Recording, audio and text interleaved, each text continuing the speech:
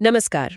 आज हमारे हाथ में जो डॉक्यूमेंट है वो किसी भी कंस्ट्रक्शन साइट की सेफ्टी बाइबल जैसा है। हाँ बिल्कुल, बाइबल तो है पर ऐसी जिसे कोई पढ़ना भी चाहे।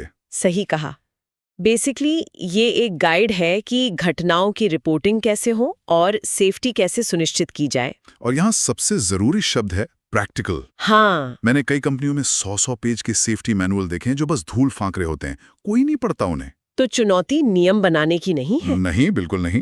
चुनौती ये है कि उन्हें साइट पर काम करने वाला हर मजदूर, हर सुपरवाइजर कैसे आसानी से समझे और असल में अपनाए। एग्जैक्टली। तो फिर चलिए सबसे बुनियादी चीज से शुरू करते हैं। सुनने में ये बहुत सिंपल लगता है पर है नहीं। हाँ, डॉक्यूमेंट एक घटना माने इंसिडेंट और बाल बाल बचने यानी नियर मिस में फर्क करता है। और ये फर्क बहुत जरूरी है। मुझे इसका उदाहरण बहुत अच्छा लगा। एक मजदूर तेल पर फिसलता है। अगर उसकी टांग, टूट जाती है तो वो एक घटना है। हाँ, और अगर वो बस लड़खड़ाकर खुद को संभाल लेता है तो वो बाल बाल बचना है। और यहीं पे मतलब असली बात शुरू होती है। अक्सर लोग बाल बाल बचने को रिपोर्ट ही नहीं करते। क्यों? दिमाग में यही आता होगा कि अरे बच तो गया, सब ठीक है। हाँ, क्यों फालतू का काम बढ़ाएं? या फिर एक डर भी होता है कि कहीं मुझ पर ही उंगली ना उठ जाए कि मैंने ध्यान नहीं दिया। अच्छा, ये भी एक पहलू है। इसीलिए एक अच्छा सेफ्टी कल्चर सिर्फ प्रक्रिया बनाने से नहीं बनता, वो इस डर को खत्म करने से बनता है। ये दस्तावेज इसी नो ब्लेम कल्चर की नींव रखने की बात करता है। मतलब ये कि नियर मिस को एक चेतावनी की तरह देखना चाहिए, बिल्कुल, किसी की गलती की तरह नहीं। वो एक मुफ्त का सबक है। एग्जैक्टली आपको बिना किसी को चोट लगे पता चल जाता है कि आपके सिस्टम में कहाँ कमी है। और अगर उस फ्री लेसन को नजरअंदाज किया तो अगली बार शायद कीमत चुकानी पड़ सकती है, और वो कीमत किसी की सेहत या जान भी हो सकती है। ठीक है, तो ये कल्चर बनाना सबसे जरूरी है। लेकिन कल्चर के साथ साथ एक सिस्टम भी तो चाहिए। हाँ बिल्कुल। तो सवाल ये है कि ऐसी घटनाओं को होने से पहले ही कैसे रोका जाए। यहीं पे साइट इंस्पेक्शन का जिक्र आता है। प्रोएक्टिव होना। हाँ, और एक बात जिसने मेरा ध्यान खींचा वो थी असुरक्षित कार्य और असुरक्षित स्थिति के बीच का फर्क। अनसेफ एक्ट और अनसेफ कंडीशन। पहले मुझे लगा ये एक ही बात है, लेकिन दस्तावेज इसे जिस तरह से समझाता है वो वाकई आंखें खोलने वाला है। हाँ, और ये फर्क समझना ये आधी जंग जीतना है। कैसे? देखिए, असुरक्षित स्थिति मतलब आपके माहौल में कोई खतरा है। जैसे जमीन पर तेल फैला है, कोई तार नंगा पड़ा है या मचान पर रेलिंग नहीं है। ये एक फिजिकल हैजर्ड है जिसे कोई भी देख सकता है और ठीक कर सकता है। हाँ, अब आते हैं असुरक्षित कार्य पर। ठीक है। वो इंसान के बर्ताव, उसके एक्शन से जुड़ा है। जैसे कोई बिना हेलमेट के ऊंचाई पर काम कर रहा है या सेफ्टी हार्नेस का इस्तेमाल नहीं कर रहा। बिल्कुल।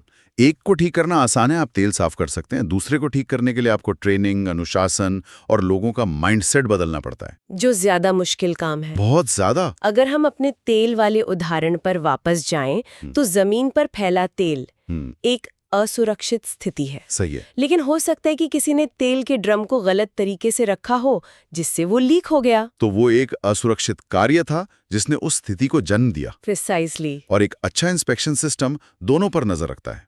मुझे एक साइट याद है जहां एक ही सीढ़ी पर 3 बार लोग गिरे। अच्छा। रिपोर्ट में हर बार लिखा गया कर्मचारी की गलती, ध्यान से नहीं चल रहा था। लेकिन तीसरी बार जब एक सीनियर सेफ्टी ऑफिसर ने जांच की तो पता चला कि शाम 5 बजे के बाद उस सीढ़ी पर सूरज की रोशनी नहीं पड़ती थी और वहां लाइट भी नहीं थी। ओहो। असली समस्या कर्मचारी का असुरक्षित कार्य नहीं, बल्कि अंधेरे की असुरक्षित स्थिति थी।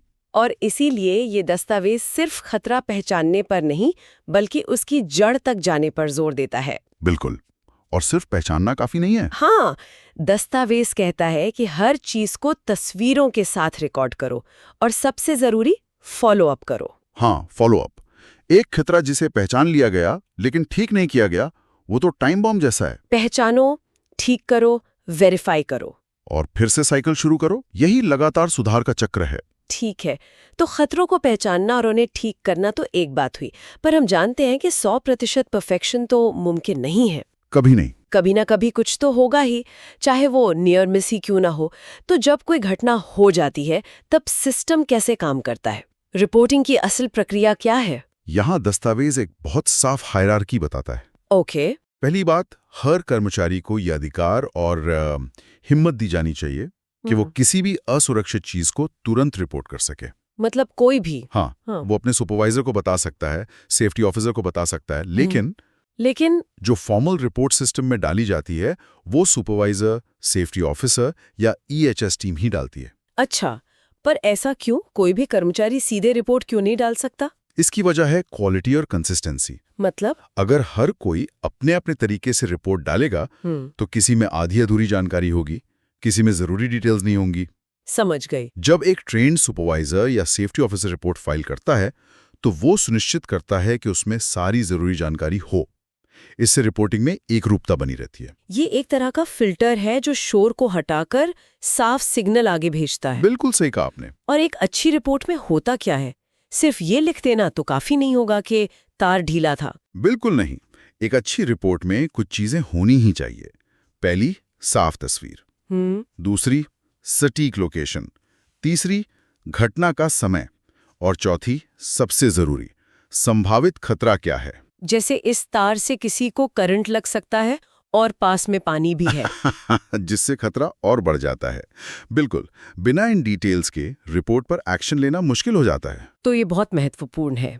इससे बात आती है जिम्मेदारियों पर। हाँ, जानकारी नीचे से ऊपर आ गई, रिपोर्ट भी फाइल हो गई, अब क्या?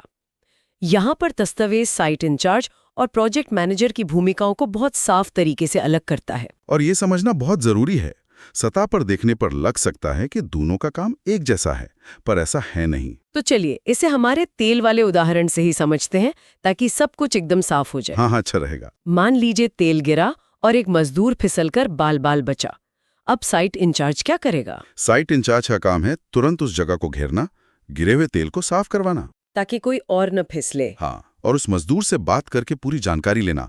वो 1 घंटे के अंदर एक शुरुआती रिपोर्ट फाइल करेगा कि आज सुबह 10 बजे वेयरहाउस सेक्शन B में तेल गिरा था जिसे साफ कर दिया गया है, कोई घायल नहीं हुआ। बिल्कुल, ये एक नियर मिस था। उसका काम है स्थिति को तुरंत काबू में लाना। वो फर्स्ट रिस्पॉन्डर है। ठीक है, आग बुझ गई। अब प्रोजेक्ट मैनेजर का क्या रोल है? अब प्रोजेक्ट मैनेजर का काम शुरू होता है, जो एक फायर इन्वेस्टिगेटर जैसा है। अच्छा, वो साइट इंचार्ज की रिपोर्ट देखता है और सवाल पूछता है, ये तेल गिरा ही क्यों? क्या ड्रम लीक हो रहा था? क्या उसे रखने का तरीका गलत था? क्या इस जगह पर पहले भी ऐसा हो चुका है? उसका काम सिर्फ उस एक घटना को देखना नहीं, बल्कि उसके पैटर्न और जड़ को समझना है। तो प्रोजेक्ट मैनेजर की रिपोर्ट कैसी दिखेगी? उसकी रिपोर्ट शायद 1 हफ्ते बाद आएगी और उसमें लिखा होगा, हमने पाया कि तेल के ड्रमों को स्टोर करने का हमारा तरीका गलत था और हमने अब एक नया डबल रैक सिस्टम लगाया है, जमीन पर निशान बनाए हैं और सभी वेयरहाउस कर्मचारियों को इसकी ट्रेनिंग दे दी है ताकि ये दोबारा कभी ना हो। तो एक का काम टैक्टिकल है, दूसरे का स्ट्रेटेजिक। बिल्कुल, एक ने आग बुझाई, दूसरे ने भविष्य के लिए पूरी बिल्डिंग को फायर प्रूफ कर दिया। ये बहुत ही साफ हो गया। एक अभी क्या करें पे फोकस करता है और दूसरा आगे से ऐसा क्यों न हो पर। और यही सबक सीखने वाला हिस्सा सबसे ज्यादा महत्वपूर्ण है। एक गलती अगर एक ही जगह पर बार बार हो रही है तो वो गलती नहीं, सिस्टम की नाकामी है। प्रोजेक्ट मैनेजर का काम है उस नाकामी को पकड़ना और ठीक करना। ठीक है, ये सब तो एक सामान्य घटना या नियर मिस के लिए है। हाँ, लेकिन तब क्या होता है जब कोई घटना बहुत गंभीर हो? मान लीजिए उसी तेल में आग लग जाती है या किसी की हड्डी टूट जाती है या कोई ढांचा गिर जाता है। हाँ, तब तो पूरा खेल ही बदल जाता होगा, है ना? बिल्कुल, यहाँ मुख्य सिद्धांत है एस्केलेशन। मामले को तुरंत ऊपर पहुंचाना। सही। छोटी मोटी घटनाओं और नियर मिस को साइट के स्तर पर ही संभाल लिया जाता है, लेकिन गंभीर घटनाएं, जिन्हें दस्तावेज में मेजर इंसिडेंट्स कहा गया है, उनकी सूचना तुरंत प्रोजेक्ट मैनेजर, सीनियर मैनेजमेंट और बाहरी अधिकारियों को भी देनी होती है। हाँ, सबसे जरूरी बाहरी वैधानिक अधिकारियों, स्टैट्यूटरी अथॉरिटीज को, जैसे कि फैक्ट्री इंस्पेक्टर या श्रम विभाग। बिल्कुल। अब यह सिर्फ एक आंतरिक मामला नहीं रह जाता, ये एक कानूनी और नियामक मुद्दा बन जाता है। यहाँ देरी या गलती की कोई गुंजाइश नहीं होती। जरा भी नहीं। प्रक्रिया भी ज्यादा औपचारिक हो जाती है। EHS हेड द्वारा एक विस्तृत और गहरी जांच शुरू की जाती है। तो अंतिम रिपोर्ट की जिम्मेदारी किसकी होती है? उस विस्तृत जांच के बाद जो अंतिम और औपचारिक रिपोर्ट बनती है, उसे जमा करने की जिम्मेदारी प्रोजेक्ट मैनेजर की होती है। अच्छा। वही उस रिपोर्ट को वरिष्ठ प्रबंधन और सरकारी अधिकारियों को भेजता है। इस स्तर पर हर शब्द मायने रखता है, क्योंकि उस रिपोर्ट के कानूनी परिणाम हो सकते हैं। तो हमने इस पूरे फ्रेमवर्क को समझ लिया है, एक छोटी सी नियर मिस की परिभाषा से लेकर एक बड़ी आपदा की रिपोर्टिंग तक। ये निगरानी, रिपोर्टिंग और जिम्मेदारी की एक बहुत ही स्पष्ट और परत दर परत प्रणाली है। हाँ, एक लर्निंग सिस्टम जैसा। बिल्कुल, जहां हर घटना या नियर मिस से मिलने वाला डेटा साइट को और ज्यादा सुरक्षित बनाने के काम आता है। इसका मकसद सिर्फ घटनाओं को दर्ज करना नहीं है। नहीं, उनसे लगातार सीखना है। हर रिपोर्ट भविष्य की सुरक्षा में किया गया एक निवेश है। यह दस्तावेज एक बहुत दिलचस्प सुझाव देकर समाप्त होता है, ट्रेनिंग के लिए एक विजुअल फ्लो चार्ट बनाने का। हाँ, वो बहुत अच्छा पॉइंट है। और ये सोचने पर मजबूर करता है, क्या असरदार सुरक्षा प्रबंधन सिर्फ सही नियम बनाने के बारे में है या फिर उन्हें इतने सरल और विजुअल तरीके से समझाने के बारे में है कि वो साइट पर मौजूद हर एक व्यक्ति के लिए आदत बन जाए। सही। और हमारे काम या जीवन में भी ऐसी कौन सी जटिल प्रक्रियाएं हैं जिन्हें इस तरह सरल बनाकर ज्यादा असरदार बनाया जा सकता है? सोचने वाली बात।